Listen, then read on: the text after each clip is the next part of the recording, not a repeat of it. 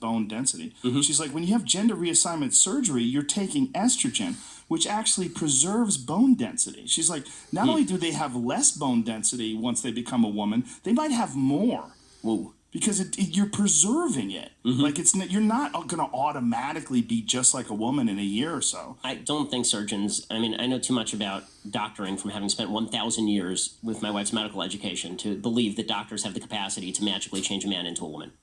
No. Maybe it's going to happen one day with like CRISPR or something like that when they start using, genetic, literally genetic before editing. birth, maybe. I mean, if you actually edit the chromosomes before birth, but no. I mean, like, no. If once your genes have been defined, once your chromosomes have been defined, like, this is 5th grade science, people. It's 5th grade science. What scares the shit out of me is when you hear these stories about people deciding that their child, who's like 8 or 9 years old, this is effed up beyond belief. It's scary because you can't, like a 9-year-old, like a fucking 17-year-old doesn't know. That was the thing about that Ruby Rose girl. She was saying that when she was young, when she was a teenager, she wanted to be a man. She wanted to be transgender.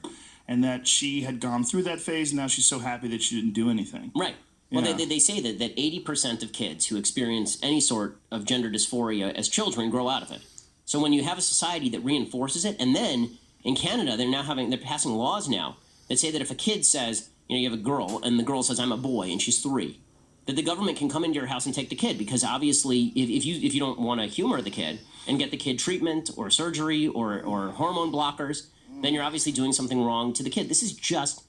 It's insane. First of all, if anyone tried to do that with my kid, I would meet them at the door with a gun. I mean, this is the kind of stuff where you're talking legit civil war. Like when you say that the government can take people's kids from them because the government knows better than you how to parent your kids on basic things like, are you a boy or a girl? That's going to get violent pretty quickly. If you send someone to my door with a gun saying, I'm taking your daughter from you because your daughter says she's a boy at school, and you're not going to take her to a psychiatrist to start her transitioning process, no. But how did we